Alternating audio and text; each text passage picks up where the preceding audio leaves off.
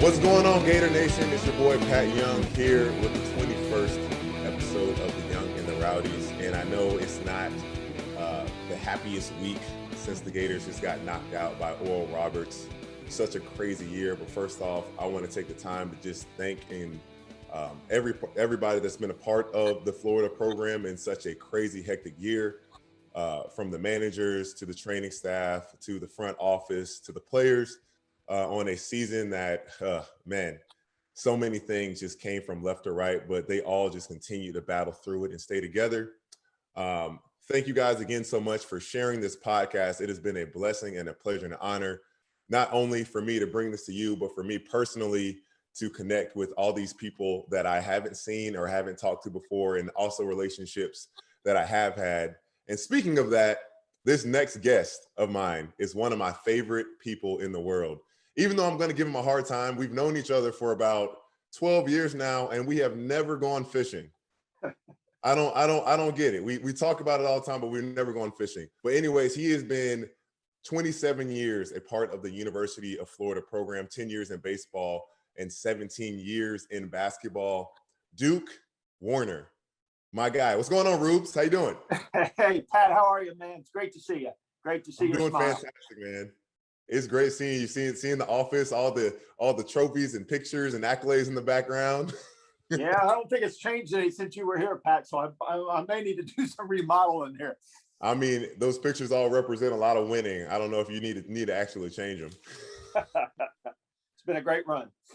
So what's going on, my man? How are you feeling? I know the season just ended. Tough loss against Oral Roberts. Long season. I can only imagine. How are you doing? Yeah, I'm doing good. We lost a tough one there on Sunday versus Oral Roberts, and obviously it didn't end the way we wanted it to. But it was a year like no other, and I'm sure we'll get into that, Pat. But we got back to the hotel there, I don't know, 10:30, 11 o'clock there on Sunday, and had a little food, and then we departed for Gainesville about 8:30 the next morning. So I got back into Gainesville yesterday. 2 weeks in the bubble, basically. Yeah. Had a week there in Nashville, and then we bussed directly from Nashville to Indianapolis for the NCAA tournament. You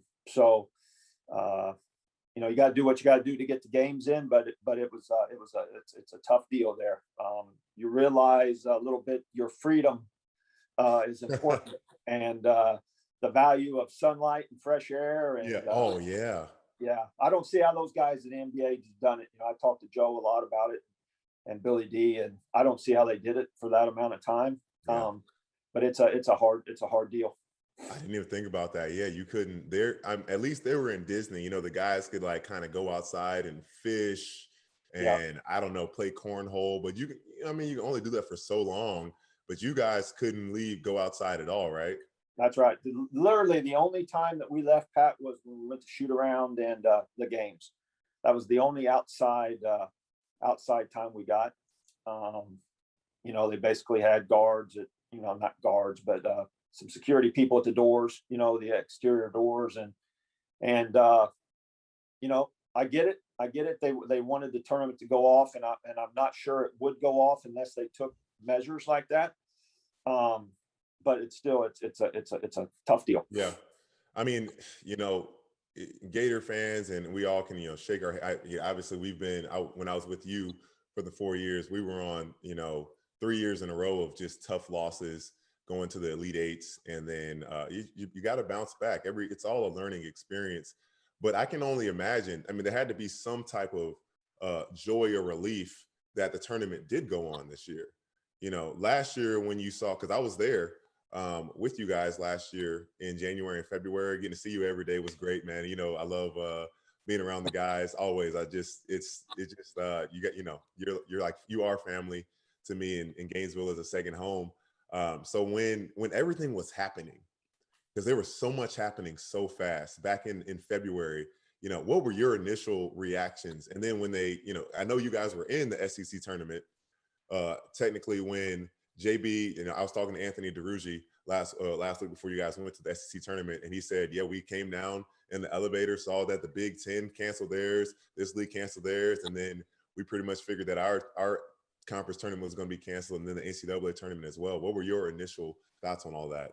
Yeah, it was we were actually at pregame meal, Pat, and we did hear that a couple of the other tournaments were canceled, and we kind of thought it may be coming, but hey, let's go. Let's see what happens. So we're down there eating. The commissioner had called Coach White and said that the SEC tournament was off, and they were sending all the teams home. Heartbreaking deal. Obviously, when you get to the end of the year, you work all summer and all year. I mean, Pat, everything you do all year is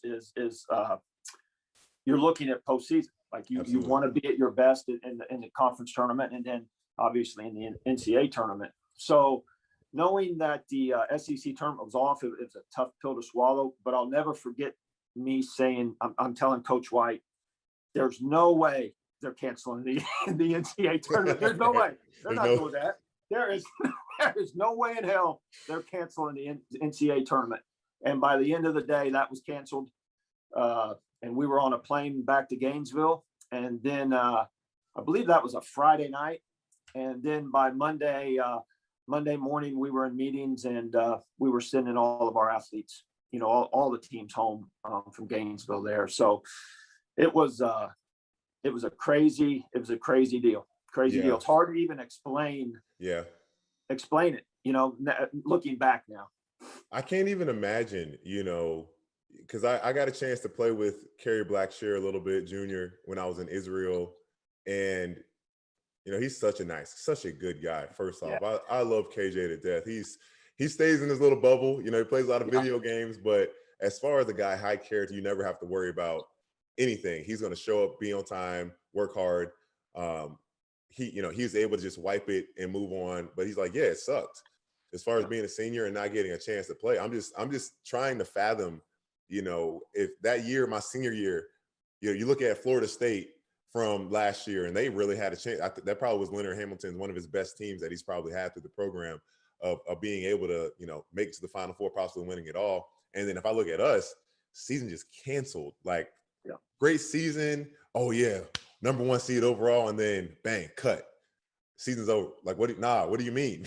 Yeah, no, what's funny, Pat, is I talked to Anthony Grant, and we talked about this same thing after the season. Dayton what was Dayton last year going into the tournament? 30-2, or, not much different than what your team was. Right. And it got taken away from them, so he had those same feelings that you were just talking about that you could have had your senior year. So just imagine that, they had the player of the year in Toppin, and I think they were going to be the number 1 seed, and it wasn't much different than what you guys had. So, it's a heartbreak, especially for the seniors. I felt terrible for Kerry, because you're right. He is KJ is as good of a human being and that you'll ever be around. And I felt terrible for the guy. But I felt terrible for everyone. Our baseball team was number 1 in the country.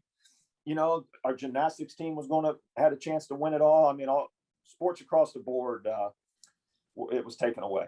Yeah. Goodness gracious.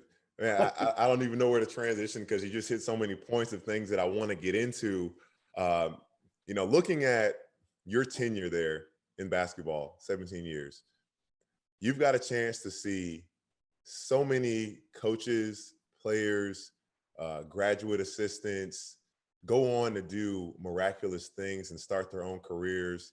Like, how amazing has that been, just to be a witness of just that tree branch of things, just everyone connected through the Gator Nation? That has to be so cool.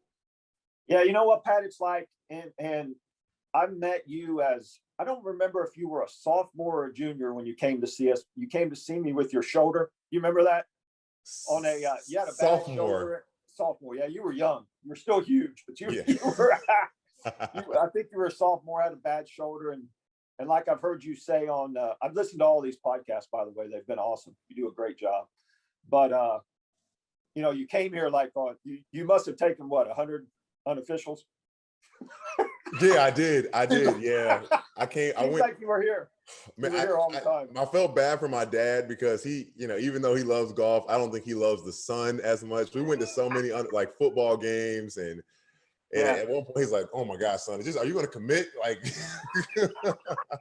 but anyway, not to get away from the point, but when I especially you players, the greatest thing that I do this for, and we've had these conversations before, is seeing what happens after you leave, right? Because I don't know where it's at everywhere else. I've never worked anywhere else. I got out of grad school and came to Florida, and wow, 27 years, I'm still here. So I don't know how it works everywhere, and I wouldn't pretend to think, but I do know here, we take a lot of pride and we put a lot of time into your personal growth when you leave. And there is nothing that makes me feel better to see where you guys are now and see where our managers are. You guys are all 18 to 22 years old. You really don't know what's going on. You think you do, but you don't. And trying to help that maturation process through that is why I do what I do. And I'll be honest with you, I even talked to you about this a few weeks ago. Listening to Vern and listening to Casey Prather and listening to Scotty and Eric Murphy, and see what their mindset is now, and see how they talk and see what they've accomplished. Right? That's why I do what I do, because I hear in your guys' voices now things that we all used to talk about here. Yeah. Just not me, but Coach Donovan for you guys, and Coach White does the same thing now, and our strength coaches, Tom Williams. Like our job is, obviously we want to win games, and right. Everybody wants to see that. But if you're really in this for the right reason, you're in it to hear what Vernon said, what he fought through. I remember the Eric Murphy story because Coach found out when he and I were fishing. We were at Cedar Key and they called him. we were fishing, it was off season, and that's when he found out. So like I all these stories, obviously I've lived them with these guys, and to hear their perspective on life now, and how they think, and I like it when you guys get into advice for the younger guys, and that really makes me feel good, and that's there is no question that's why I do what I do.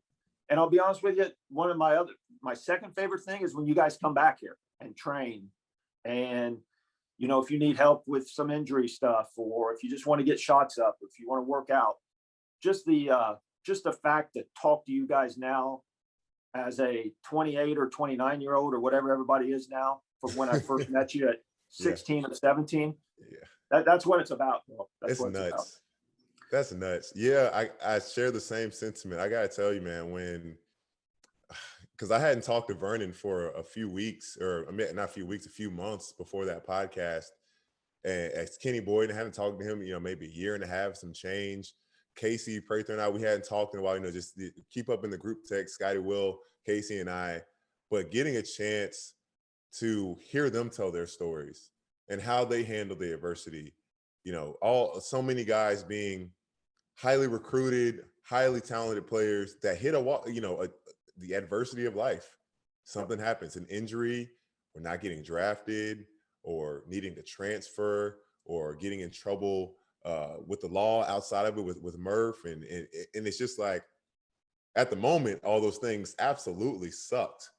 But their growth coming out of it, like just hearing Vern, I was literally just like, man, I was like, this is a completely different person from who I knew when I was 18 years old. Yeah. Vern, there's nobody has a bigger heart than Vern, and he had that when he was here. But we can never forget, you're 18, 19, 20 years old. You don't have it figured out. And, right.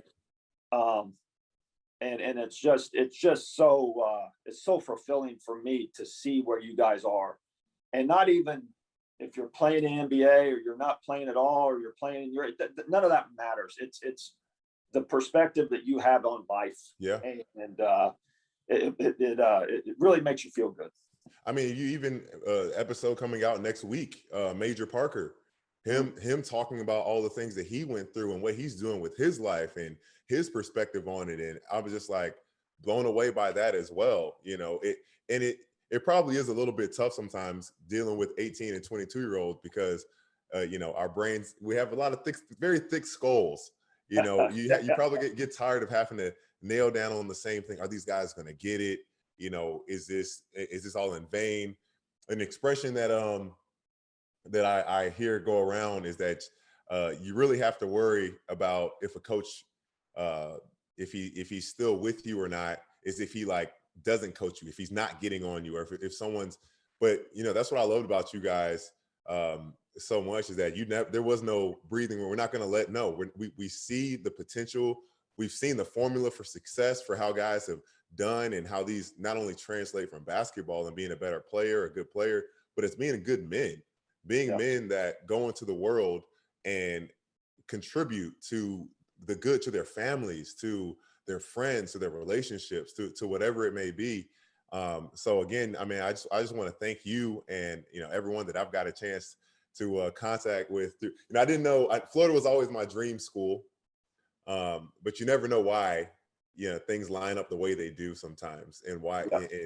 And even though didn't get drafted, and my career might have gone a bunch of different paths that I didn't foresee, the relationships that I formed at the university that I still have to this day are ones that have helped mold me into the person I am now, and given me opportunities into things that I can do now. And I freaking love Gainesville. Like even after Coach White left, or after Coach Donovan left, there was like, oh man, it's gonna be different, blah blah blah. Different, but not bad, not different in a way that it was still just as enjoyable, just as good. Just the relationship that I got to form with Coach White, the players, you still being there, Tracy as well. I was like, it's still Gators. We still the Gators, baby. It don't matter. You know what, Pat, and I know you remember us talking about this, but remember how we always used to talk to you guys about leaving a legacy? Yeah. Every time wherever you're at, you're leaving a legacy. And looking back on your career and where you're at now and what you're doing, isn't it amazing? Like, you can come to Gainesville and everybody still knows you. Yeah. Everybody still says, "Hey, Big Pat, what's up?" And everybody knows you because of the legacy you left of first and foremost of how outstanding of a human you are. But don't let it fool you. The fact you went to 3 Elite Eights and a Final Four, like the legacy that you and your class left behind and those teams, that will be with you for the rest of your life. Absolutely. And you're probably starting to realize that now. You probably didn't realize that when you were here. And that's what we're all trying to do. You know what I mean? We're trying to do that with you guys. And,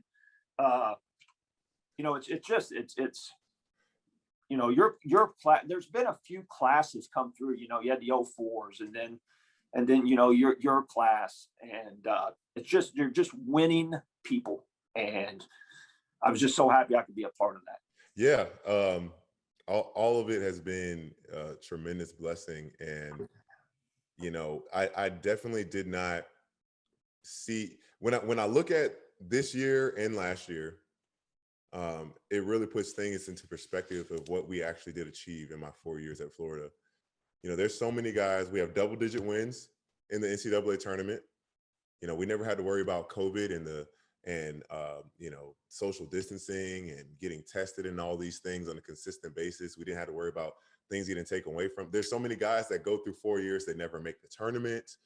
Or you look at a team like VCU. They didn't even get a chance to play. They made the tournament. They thought they did.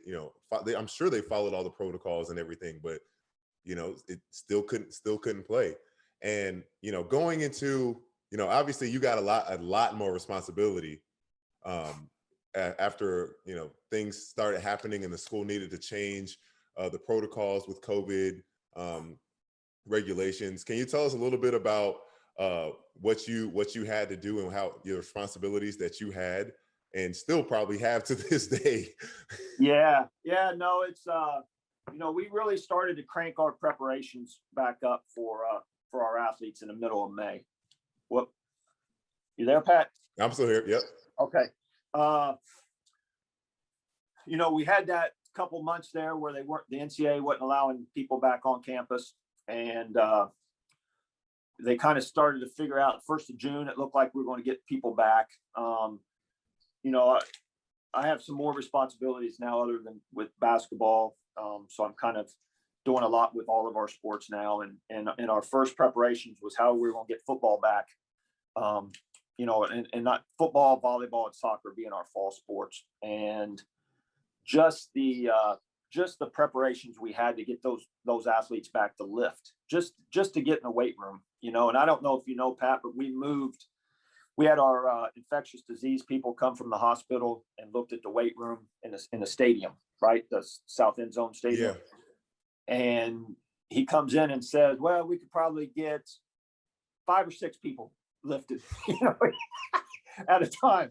You know, and our football groups are, you know, I don't know how many are in a group, 30. Yeah. So we're saying, well, this isn't going to work. So we moved the entire weight room into the indoor practice facility at football. Okay. So that's where the weight room was predominantly the whole fall. Because we could open up the garage doors. I don't know if you've been into that facility yet, Pat, but it's basically like an outdoor area. So, you know, getting them back on that first day to lift felt like it was a Herculean accomplishment, just getting them back on campus. But from there, it went into how are we going to practice? How are we going to meet?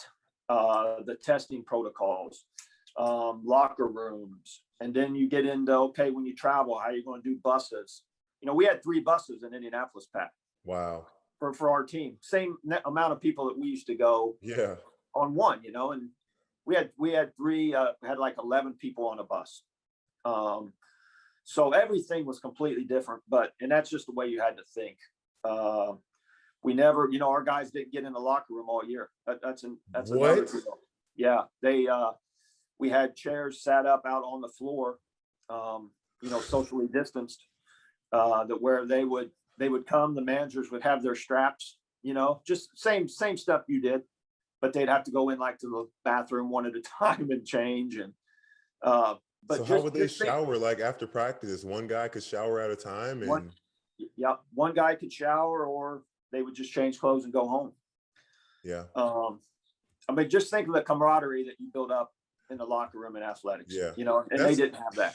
And that's something that, you know, and I'm glad you brought that up. So not players, but a lot of fans, me as well, I had no idea you guys didn't have access to the locker room. That is the place where there's so much connection and laughs and conversations and just all types of camaraderie. But there's so many other things that we don't, as fans, don't get. We just see the results on the court, and people can be very critical and not understanding like, hey, they're student athletes. Like, they come to college. Yes, basketball is part of it, but they're still human beings that need to socialize and connect and live their lives.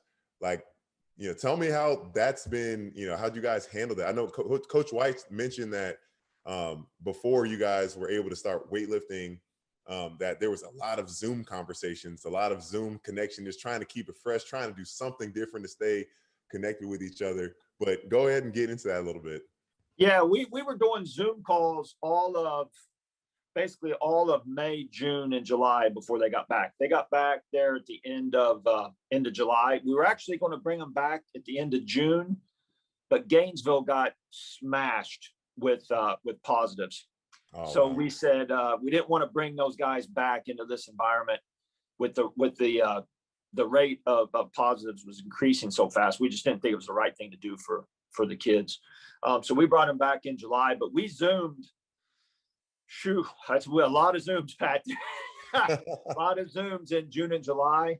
And then we did a few even when they got back, just to try to be safe.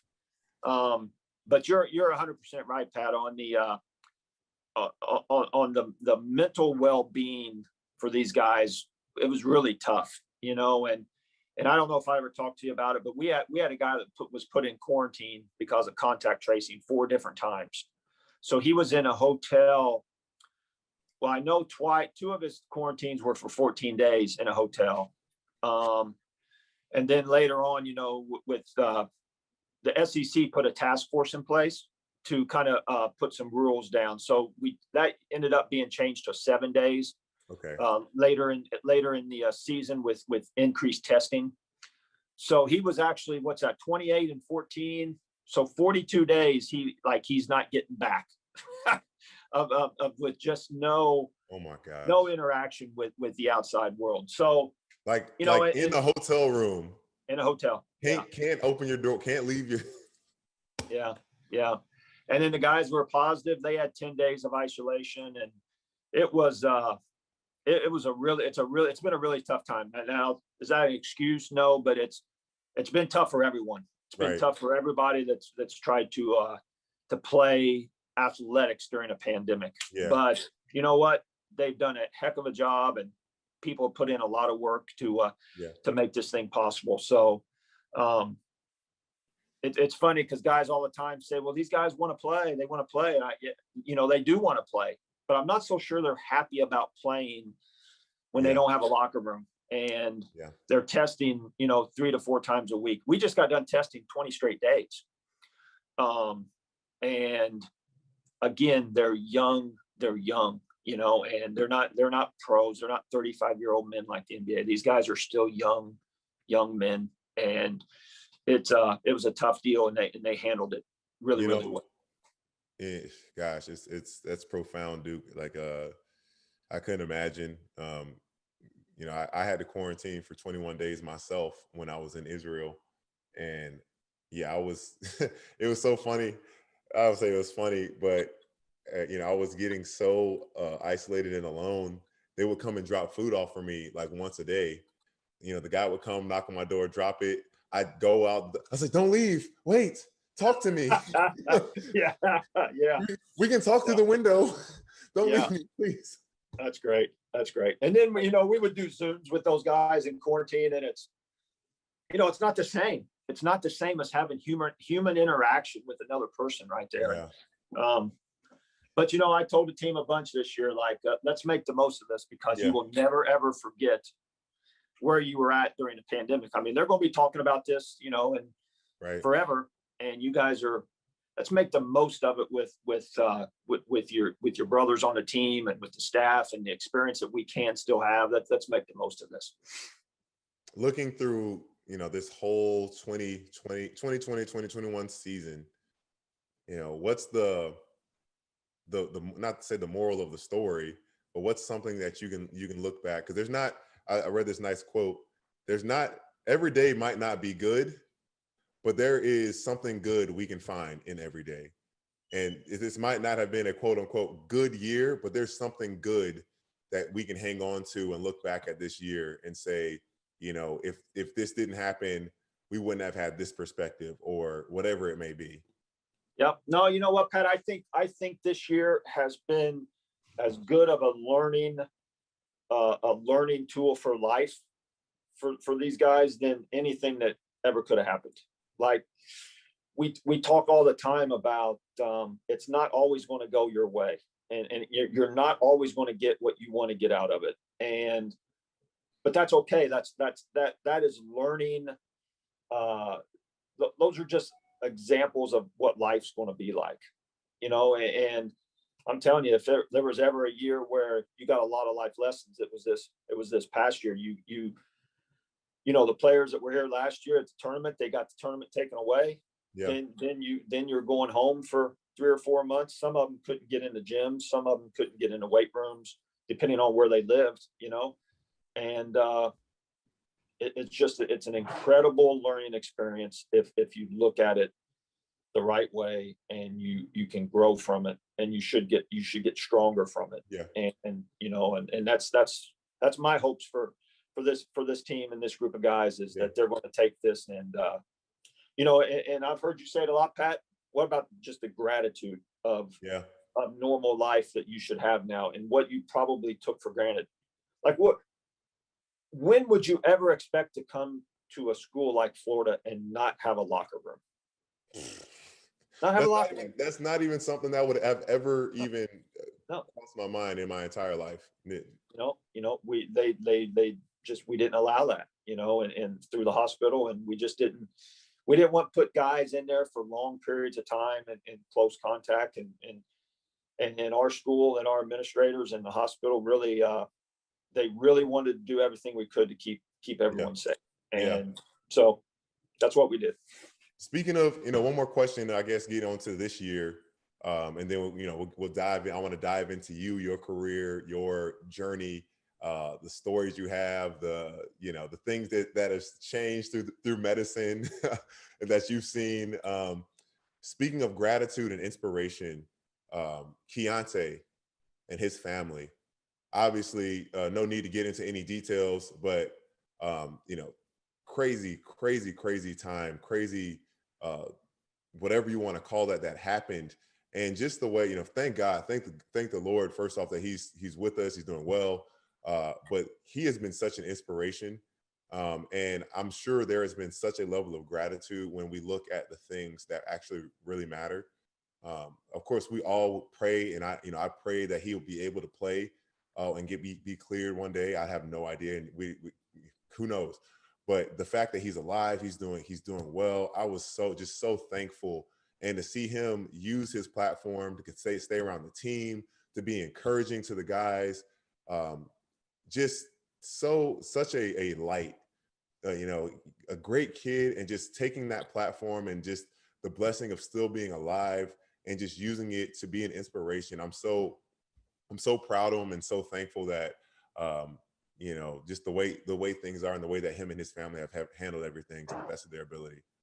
Yeah, you know what, Pat, that was obviously probably the toughest time of my 27 years. Having to deal with that and having to help, Key and his family get through that. He is, if you were playing right now, you would say, man, I love this guy. Like he is the ultimate teammate. He's a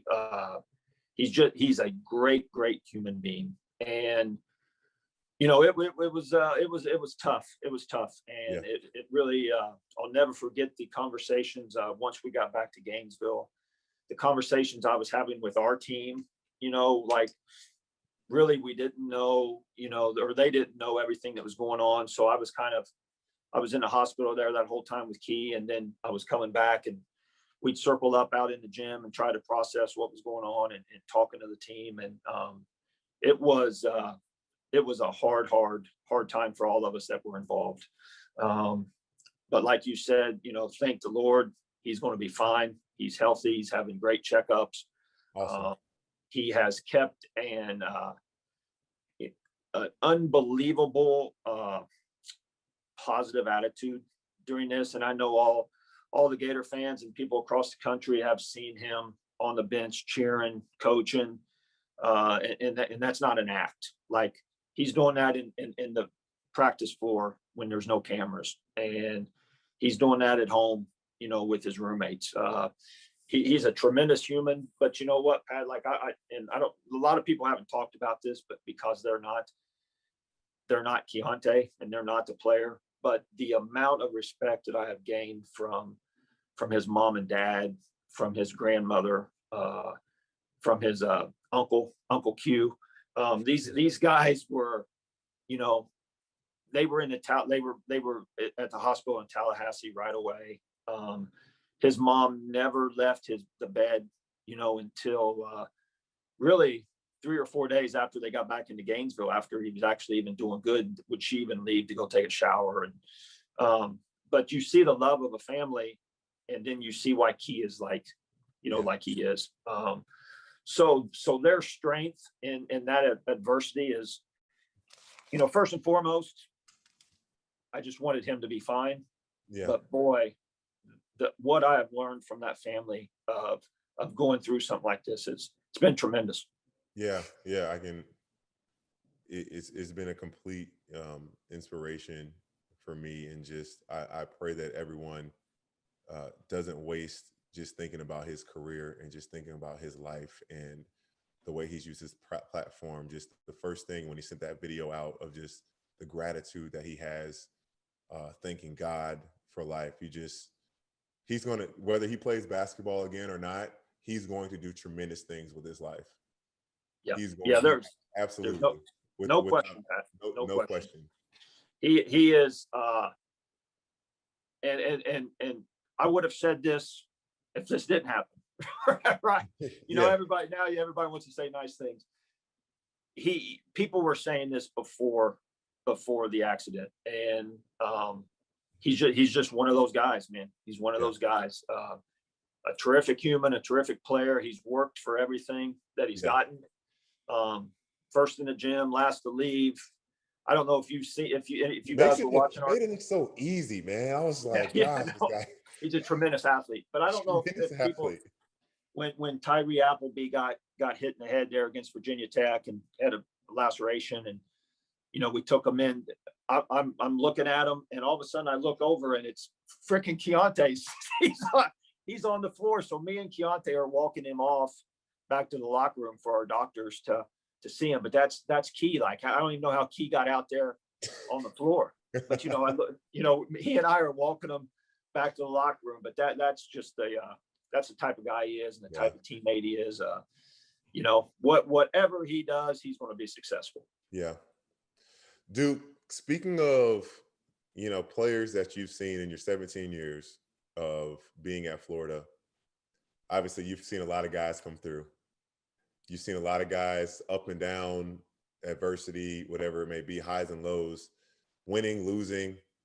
What are some things that you have seen that have separated the good from the great, or the guys that can figure it out? If you can narrow it down to a few, I don't know, however you want to do it, some characteristics, or just something that you saw innate in them, or if it was just their coachability. What were some things that you saw that, even if they were on a losing team, there can be a guy that's on a losing team that still has those characteristics and is still going on to do great things? What are some of those things that you saw? Yeah, this is funny because we were just talking about this. And we have had a lot of great players, and a lot of guys that have gone on, to the NBA. And we've had a lot of great teams. The two things that I have seen are players that have the attitude of, instead of what the University of Florida can do for me, is what can I do for the University of Florida? Yeah. And I know people probably get tired of me saying this, but that was your class, and Joe and Al and those guys were the best examples.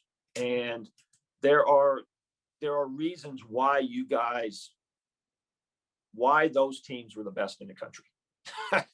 It was selfless, right? It was selfless,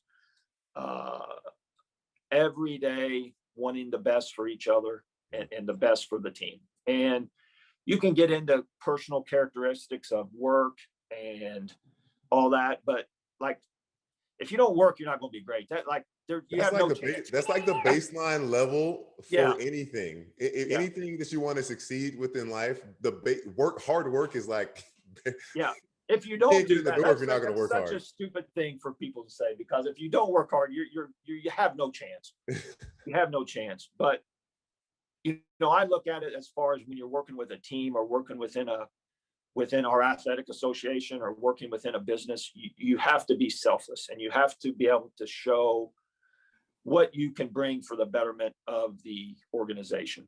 And you weren't here with Joe and Al and those guys, but they were the same. Like, you could go anywhere on campus at any part of the year, and you and Will were at a freaking volleyball game or a lacrosse game. Yep. Or Scotty and Casey. You know what I mean? You guys, and Joe and Al and all those guys did the same thing. They did the same thing. But it wasn't all about you.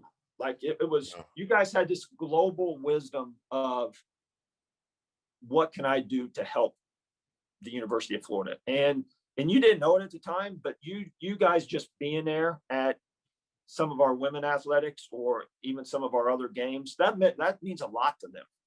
And that's what I want, and that's what Florida is about, and that's what I want Florida to be about.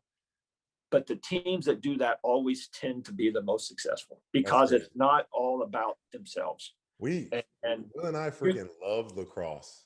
Yeah, it was crazy. It was crazy. We had so many friends, and we're like, man, we need to go support. And like, I didn't have anything against women's soccer. At first, I just didn't like soccer until Will really introduced me.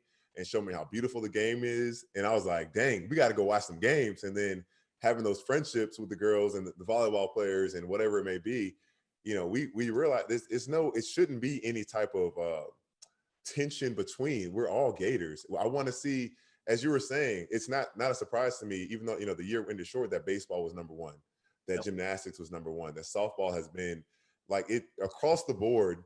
I don't know if there's any program that just like across, in every program, it's always like top 10, just about in every sport.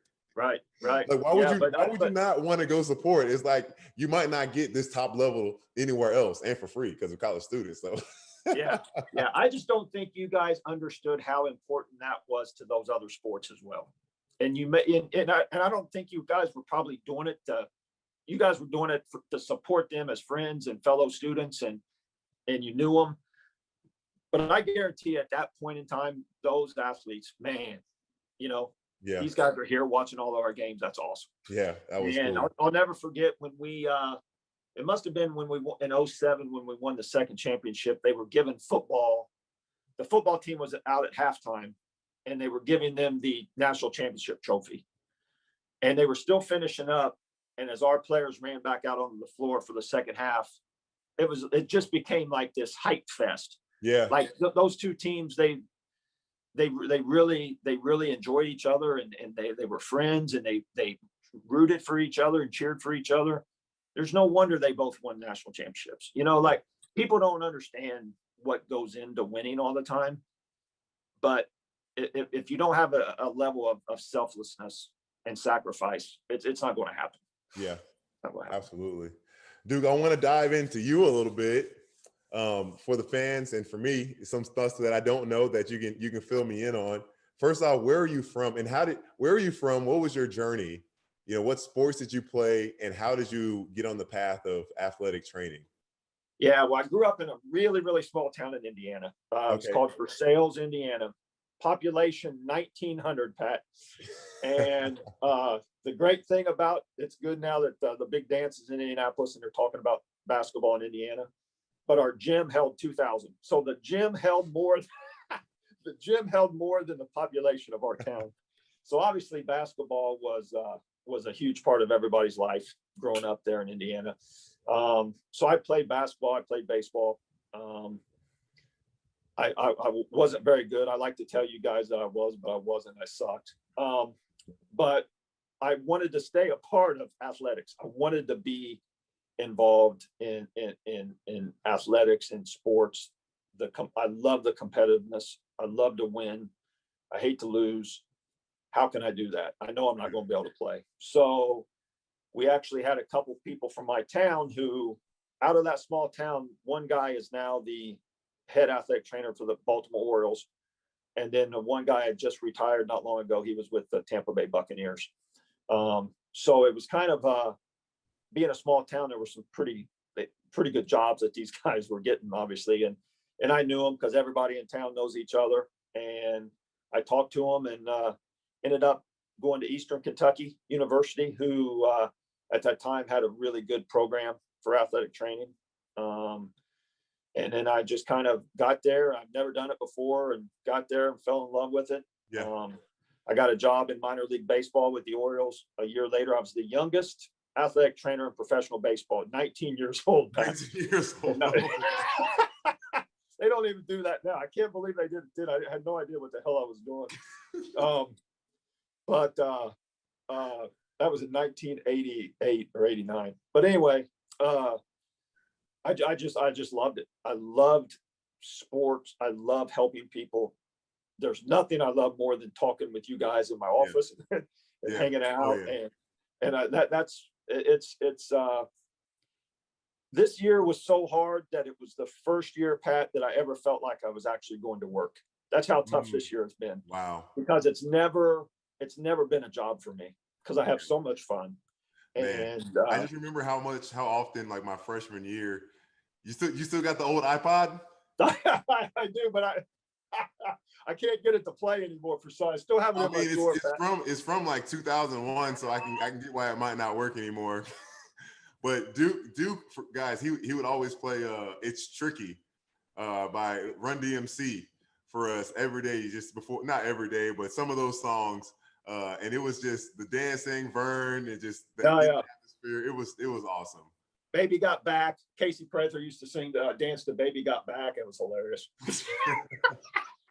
We did that for Cold Tank to get you guys excited to get in there. And it was, Pat, I still think about that all the time, of how funny all that was. It was just so funny and so fun. And it was great times. I have an interesting question. So you've been in the total as far as being an athletic trainer. How many years? Is it 27 years at Florida?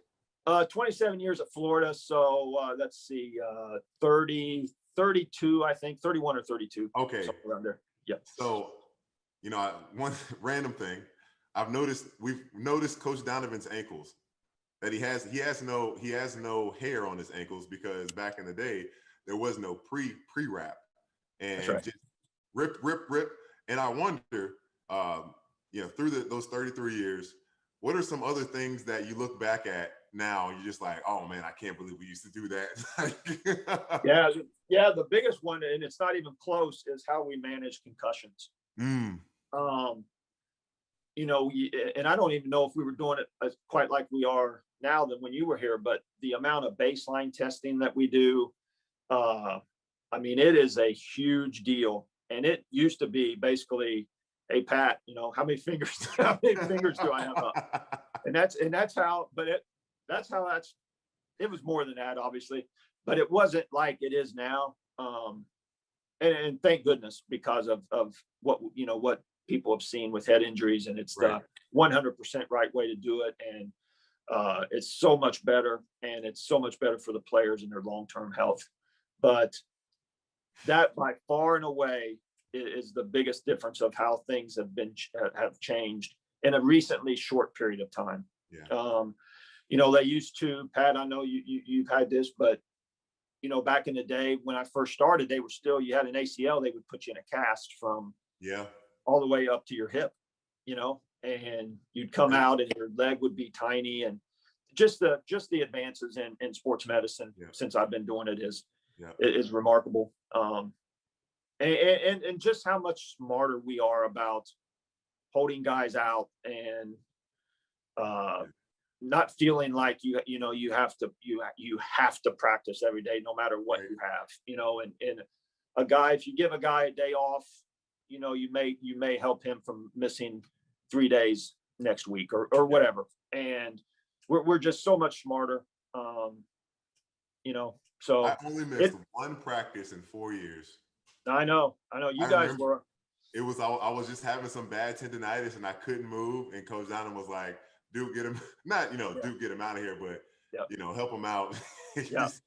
Yeah, no, I know. But, there is a level of toughness too. I'm not saying you shouldn't practice. I'm just saying when there are issues that a day would really help you, or 2 days would help you, then we need to do that. Coach, you guys did, Coach was unbelievable about giving days off. And,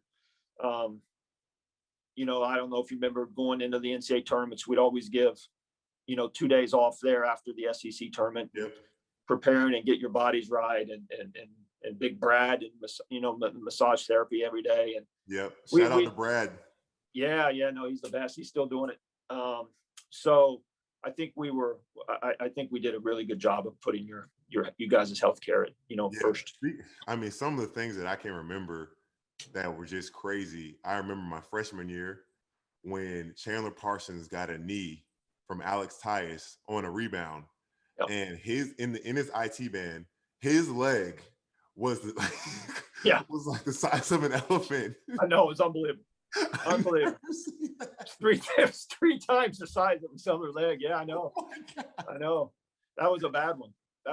Usually, usually somebody gets hit in the thigh every day, but that one just hit him right, and man, it was bad. It was a bad one. And I remember the toughness of Michael Frazier when Braxton Oboise, his knee caught Frazier in the shin. And he was like, I don't know if this, I'm saying my own word, I don't know if it was wise or not, but he was like, I don't even want to get it x-rayed, because he was screaming in pain, and he was like, ice it and just keep going. But I guarantee he had a little lump on his leg. He probably still has that to his day. Yeah, he got an X-ray back. Oh, he did? Okay. Yeah, don't let him fool you. Don't let him fool you. But it was good. It was fine. But he did get that. He got to have that big bump there. So, but that's another thing people don't realize of the amount of what you guys go through. It drives me nuts when I shouldn't say it, but I hate it when fans boo. I don't mind. I don't mind when fans get mad because you lose, because they want to win, and nobody wants to win more than the people in the building, right? So, right. And I get it, but don't boo these guys for what they go through every day, and the injuries that you guys deal with, and the rehab. And I mean, look what Casey Prather. Everybody thought, wow, what happened to Casey Prather? Why was he so good his senior year? Well, he would have been good earlier, but he was never healthy. Like he had legitimate issues that he couldn't stay on the floor. And he had like 3 concussions or like yeah. He was finally healthy his senior year, and he did what he did. But what you guys do and the sacrifices you make as student athletes is, I wish everybody could follow you all around 24/7 with a camera and see what you guys actually do. Don't let them fool you. All our decisions weren't good ones, but most of them, not 24/7. Maybe like 20. Yeah, let's go 15. We were speaking about it a little bit earlier, about like life lessons that we get to dive into on these episodes. As being an athletic trainer for so long, what are some things that you would like high school players or parents that might get a chance to listen to these things get an understanding of that balance between toughness and rest and taking care of their bodies, and just not overdoing it? Because I know when I had to get surgery with Dr. Andrews, one of his things that he wanted people to get was like there's not enough rest being circulated for these players in their bodies. Yes, you might feel good when you're young, but when you get older, you're not going to be able to just walk in the door, walk on the court, I'm ready to go. And it's as if you don't treat your body as well as you should, as like your business, as a lot of people say, the business is going to start to deteriorate and not be able to perform as well. So that's why you see a guy like LeBron James being more than willing to spend $1 million in things to help his body. And he's 35 years old, still on the top of his game. So what are some things that you would like to give for advice for younger players and maybe some parents that are kind of trying to figure that out? Yeah, my one advice, Pat, and I'm not one to say not to play and you don't, not to work as hard. I think the biggest problem our athletes are having now, and I think it's really the reason why there are so many more injuries, is I do not like when younger athletes and high school athletes specialize in one sport. I think it's a real problem with development. I think you don't recruit. You play baseball. Just think of the differences playing baseball is versus playing basketball, or football versus basketball, or track, or there are different motor patterns that are developed in different sports, and I don't think kids are getting that now because of the specialization in sport at an early age. And if there's one thing I could tell everyone and all parents is, man, let your kids play other sports if that's what they want to do. If nobody was an NBA player in the 7th grade, and you will become a better basketball player if you were to play baseball or track or soccer. I wish I would have played a little bit of soccer, actually. Yeah. That would have been. There's balance, there's footwork, there's so many things that you can get from other sports that you're not getting in basketball that will make you a better basketball player by playing another sport. And that's the one thing. Just being smart with what you do in your body. And but I don't think guys take enough time off after the season. I've always had that issue, and I still fight it here. You want to get right back into the weight room, or you want to get right back into individuals. You've just gone since last June and July as far as you can go. You got to recover at some point. Right. And that's what I loved about one thing I admired about Tim Duncan. He was a swimmer.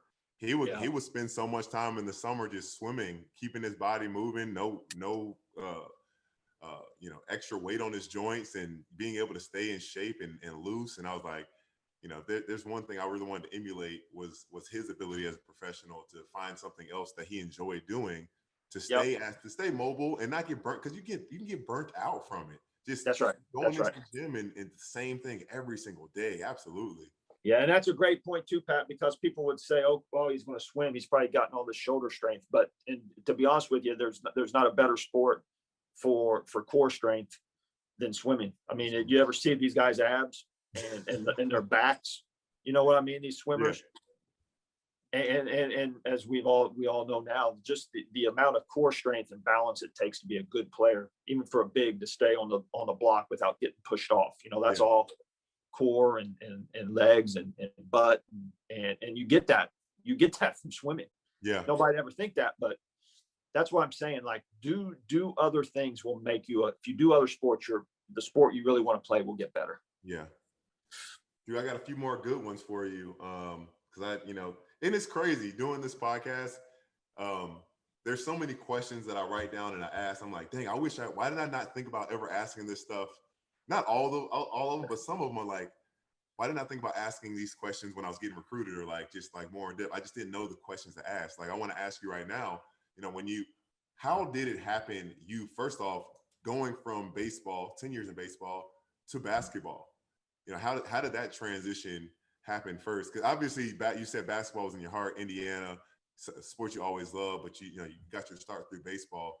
But how did that transition happen first off? Yeah, basketball was always my first love, Pat. But to be honest with you, after I got out of grad school, I just wanted a job.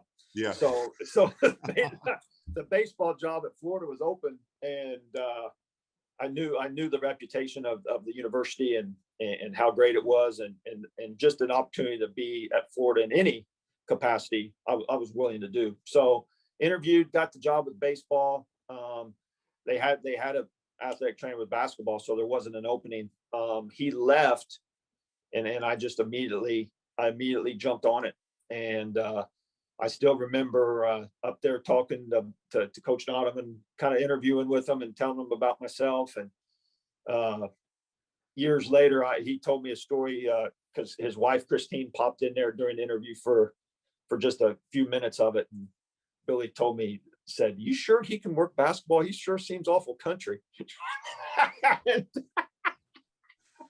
I said, and this was like, after the fact, we just won 2 championships and 3 straight SECs. And I said, yeah. But yeah, I talked to him and kind of interviewed, and had a lot of former baseball players that had kind of made it to Major League Baseball. I wanted those guys to call and kind of talk to him about what I was about, with you guys in the training room. And I got the job. And that's what I always wanted to do. I got to Florida because like I said, I needed a job and I wanted to work there. But then I kind of got to Florida. I didn't want to leave Florida. Yeah. So I had opportunities maybe to get basketball jobs at other places, but I just liked it so much in Gainesville that I didn't leave. And then thank goodness, my first day was the same day that Joe and all those guys showed up on campus. So really, yeah, we had the exact same starting day with I started physicals, summer physicals. That was the when Torian and Corey and those guys popped in. So our first day was the same. Pretty good class to come in. I've been trying to chase Torian Green to get on this podcast for like almost since the beginning. He's gonna get on. It's just he'll get on. He'll get on. But I hope you give me a long-winded answer on this. Your tenure with Coach Donovan, from beginning to the end. First off, because obviously you didn't know him too well. You knew him from Marshall in the beginning. You got a chance. What were your first impressions of him, and then forming a relationship with him, and then seeing how he carried himself as a coach and as a man, and how he did his things, and how there's so many things to dive into that. I guess we can, but just talk about all the just your time from the beginning with Coach Donovan to winning championships to all of that. Yeah. You know what? I was always a big fan because I went to all the basketball games when I was at baseball. So, when I first got here, Lon Kruger was still coaching. They had just came off the Final Four when I got the job. So, watched a couple years with him, and then when they hired Coach D, my initial impression was, I don't know if you've seen the pictures when he first got here, but he really had that gel going, and he had that hair greased back, and he looked like he was about 22 years old. And I went to the games. I go, man, this guy's a maniac. he's running around. I mean, the guy was 30 years old when he was a head coach. Dang. And I go, this guy's nuts. But I just really wanted to do basketball. And then when I met with him and we kind of got going there, we really, our thoughts and ideas of basketball and what goes into winning were exactly the same. It was crazy. And it's weird because he's from Long Island, huge city. I'm from a frickin' cornfield. But our thoughts were always very together on of what we thought, would help the team. And there were a lot of times where, we had, you don't know this, but you guys would come in and tape and do some things, treatment. And before we ever started practice, he'd ask, so how's the team today? And I would say, well, Pat's a little grumpy today. And I don't know what's going on with Scotty. You probably told him that a lot. Yeah. Will, I don't know what Will's thinking, but every single day before we ever stretched, he got the thoughts of how you guys were going into practice. And then he would coach off of those of where you guys were that day, because we're all going to have bad days, right? We're all going to have good days, we're all going to have bad days. And he would take that information and maybe tailor it to how he would coach you that day. That's awesome. Yeah.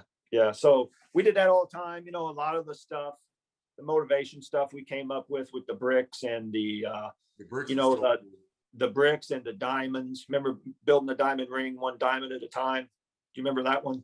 I don't remember that one. Yeah, every SEC win, we would take a fake diamond and put in the little bottle to build a championship ring. Okay. That was probably your freshman or sophomore. You were younger then.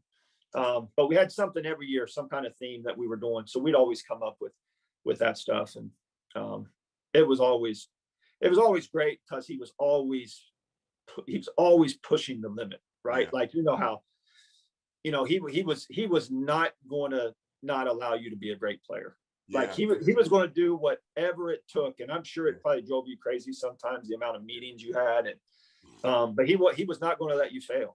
And I just have so much respect for him. And we still talk all the time. We're still great friends. And, he's a really good friend of mine. When was the first time you figured out how much you loved fishing together? And you went. Do you remember the first time? I always did. And then I knew he kind of liked to go here and there, but I don't think he ever really had anybody to go with. And I knew a bunch of guys over there on the coast that had boats, and either Cedar Key or Swanee over there. And I think he just wanted an opportunity to go. And we started going and met more different people. And it just kind of, we were going all the time there for a while.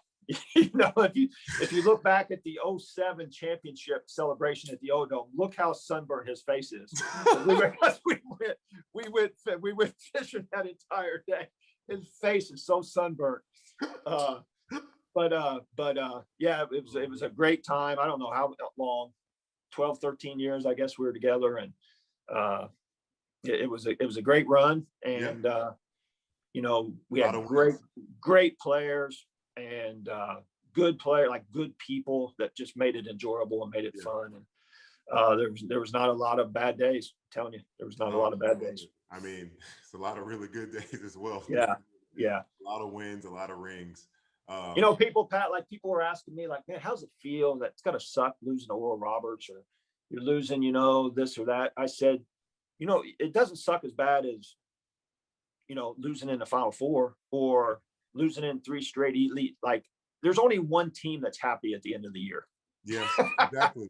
There's one team that's happy, and you guys won 30 in a row. And I remember being in the locker room. I mean, there was guys crying and people upset. Like, it was tough. That's really hard. And it's hard for everyone except one team, right? Yeah. At the end of the year, there's one team that wins, and the rest of them, everybody else is not happy. I'm not threatening anybody. Maybe I am. But if Kentucky would have won the championship that year, Oh, yeah. dude, man. That'd been a tough one to swallow. If they would have won that, we knew them like they were our little son. They're like our son. Like, yeah, kid, you're like on the Fisher Price. They think they can score just swatting that thing out of the way.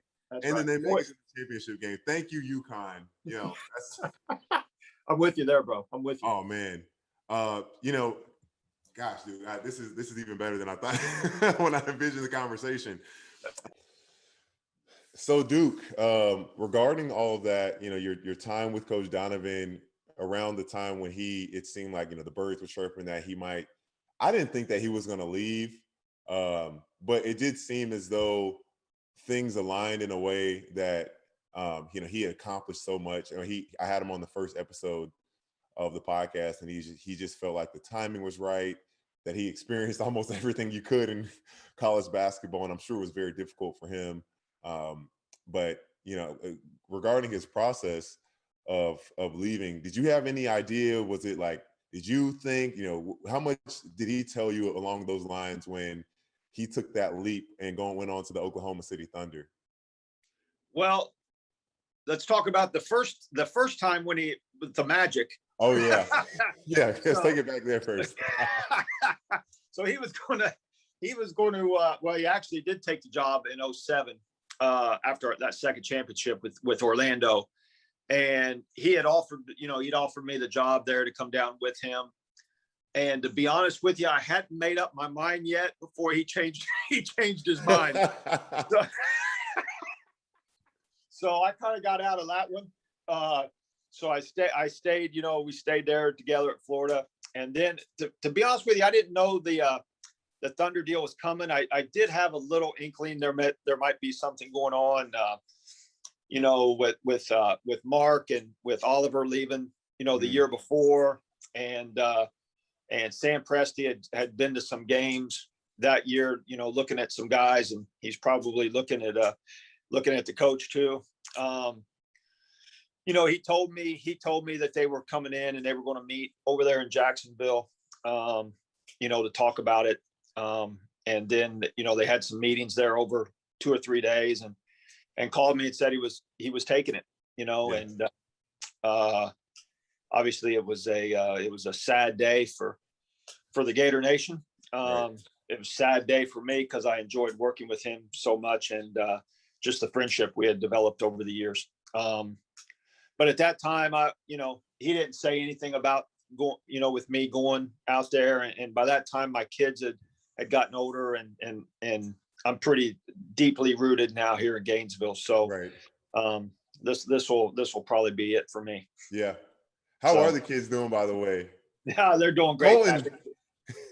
Big Colt's in the 5th grade, goes to middle school next year, Pat. Wow, stop it. Yeah, he still has some pictures you won't remember because everybody in America wanted a picture with you, but he had a picture with you and Will there in the airport coming back from Dallas after the Final Four that he still has in his room. So it's pretty cool. So Coach Donovan ends up leaving. I think he left after the 14-15 season was his last year. Because I remember Dodo was still there, and Casey Hill. I think that was Casey Hill's last year, and Chioza was coming in. You know, did you know anything about Coach White at all, in a sense, before? I mean, he was at Ole Miss, so you've seen him as an assistant and other things like that. But did you know anything about him before he came into to UF? You know, actually, Pat, Jeremy Foley put me on the search committee for that job. So I was in all the meetings with Jeremy and some other people that he put together for that committee. So you know, I definitely knew of him as an assistant. I actually remember when he played there. He's a really good player. And then I had seen some of his law tech teams. You know, they went in and beat Florida State. one year, and they had beaten Texas A&M, I think, a couple times. So I knew about him. I didn't know him. But, you know, during the process, obviously during the hiring process, I got to know him there. Such humility from, I got a chance when Coach White was, I think it was maybe his first or second year, and I was at the alumni center or alumni association across the street on University. Can't even find the words right now, but I was there, and he was just talking about his whole process and just the humility, the gratitude. Like, when Coach Jeremy Foley told him like the job was his, he was like, yes. Yeah. Just like, absolutely. I love it. And when I had him on, because I don't know if he gets enough credit in the sense of like knowing like you deserve to be there 100%. Like that is like, because at the beginning it's like a lot of humility of like and gratitude for it, but at some point it's like it's your program now. It's no surprise that you should be there. As being the athletic trainer, did you see that transition of him of like from the trying to find my bearings to like this is my program now and I'm going to lead it, or was it from the get-go just that same thing? Because my interaction with Coach White, he just seemed like such an everyday guy. Yeah. An everyday guy. That energy level, the positivity, just his mindset. I don't know. I've only seen practice a few times. You've seen 1,000 times more practice than I've seen, so you know better than I do. Yeah, no, I actually was with Jeremy and a couple others when we flew into Louisiana Tech there and kind of interviewed him there at his house. So that story you just said is absolutely true. And Jeremy actually said you not even want to look at the contract or talk to your agent or anything. He just said, yes, I want to be at Florida. And then the next thing was that they kind of talked about his staff, and he said it's not a deal breaker. He said, but I really want to be able to take my whole staff. So, loyalty is important to me, and he is one of the most loyal guys you'll ever know. And he said, hey, I want to take my whole staff with me. These guys were a part of me being able to get to a position like this. I want them to continue to be with me. So I actually thought from the very beginning, man, because loyalty is a huge thing to me. And once he did that, I said, wow, this is a legit guy. And he got here. It's different. Florida, I'm sure right. It's the expectation that comes with it, and taking over for a Hall of Famer, and everything that goes along with it, coming from Louisiana Tech, a mid-major, and I'm sure it took him a little time to adjust, but he is a really good coach that treats people the right way. He treats his players the right way, and he's been very consistent. We're just trying to get over that hump, and nobody's more upset about it than Coach. And the guy, we were in here today. We had player meetings, all morning, and he's jumping right back on it and looking forward to next year and seeing what he's got to do. So he's a tremendous human being. He teaches life. He's not using these guys for wins.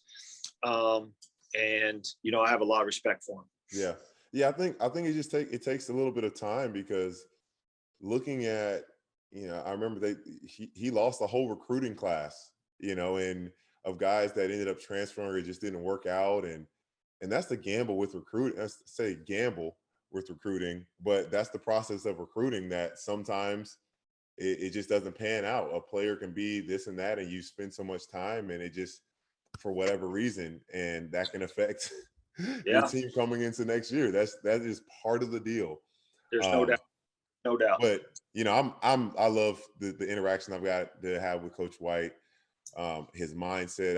I ran into Denver the other day on campus, and he's just talking about being in his position. He's like, he's had Coach Donovan and he's had Coach White. He's like, I could not have asked for a better set of coaches to have in my tenure of professionalism, of character, of the way they treat everyone, the way that they are just so bought in on, pouring into their players' lives with character and patience and all that stuff. And I'm like, I'm like, you're right. I'm like, you're absolutely right. But that's the Florida Gator way. So I'm not I'm not surprised. That's right. That's right. That's exactly But, right.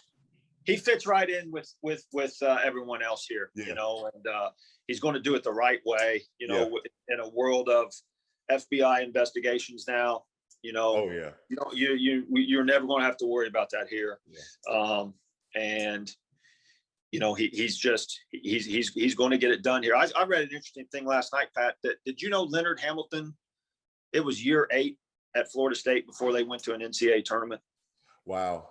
I had no idea. But it was his first 7 years at Florida State. He did not go to the tournament, which I actually didn't know that. Wow. But I mean, you can see how they've got it rolling now. So yeah, they got it rolling now. Yeah. Yeah.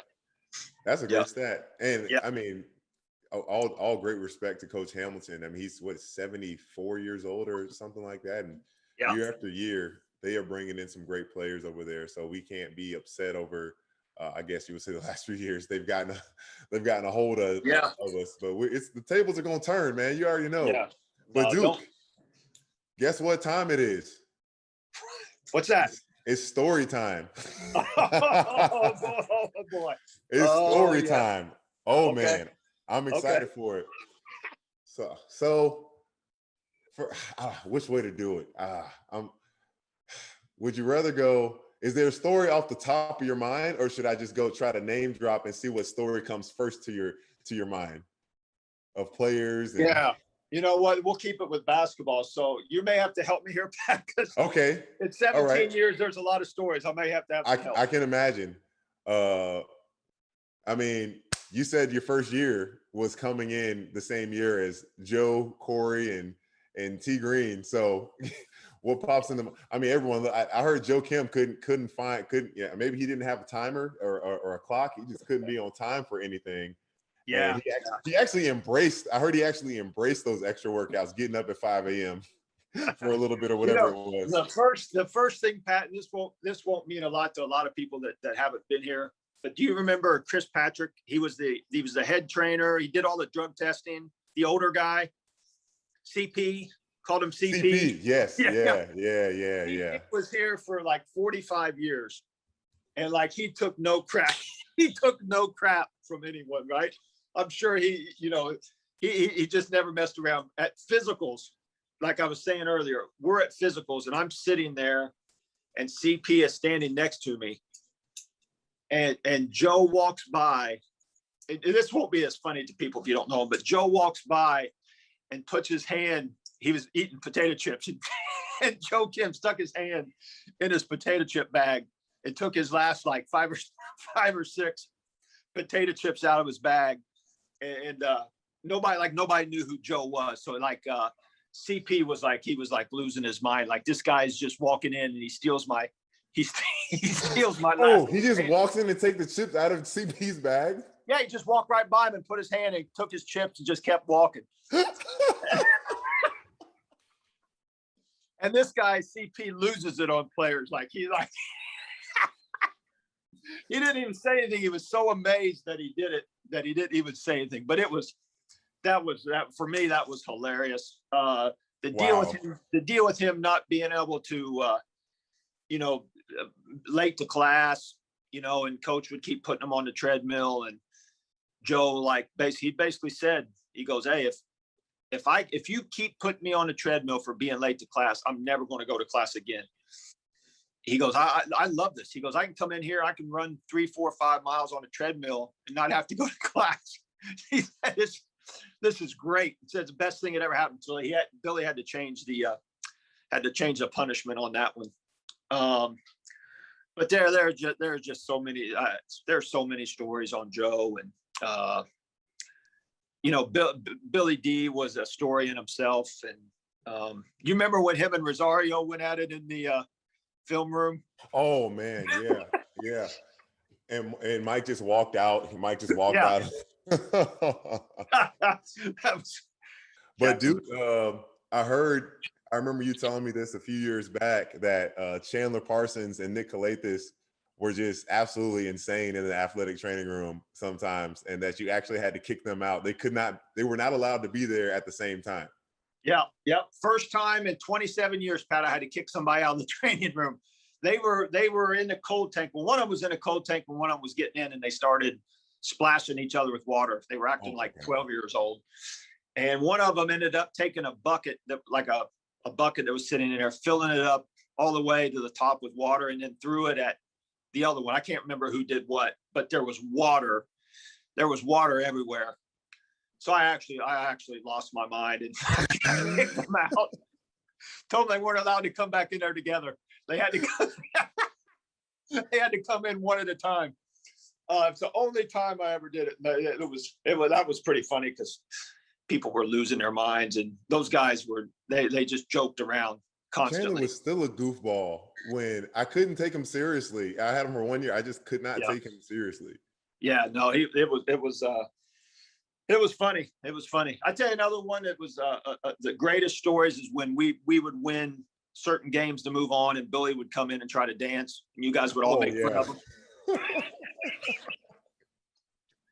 You see some of those videos floating around out there on YouTube, and that's pretty good. That's pretty no rhythm at all. Yeah. Walter Hodge and Al. How were Walter and Al Horford? Because I know when they were together for a minute, they were speaking Spanish to each other for a little bit, and then Coach Donovan was like, "Hey, when you're out here, English only." Yeah. You know, I listened to your podcast with Walter. Was awesome too. That was another one that was great to hear how he's doing. But yeah, those guys talked in Spanish all the time. The one when David Huertas was here, I don't know if he talked about David much, but they came in together, him and Walter, and neither one of those guys, when they first got here, they spoke very good English. Actually, Walter was great compared to David's English, but they would always be in here, either getting treatment or taping or out on the floor, and they would go nonstop in Spanish, and everybody used to kind of get on them a little bit for that. Oh my gosh! Yeah, they definitely Billy definitely said that. You never knew if they were what they were saying. You know, they could. Who knows? Do you have a favorite? That's hard.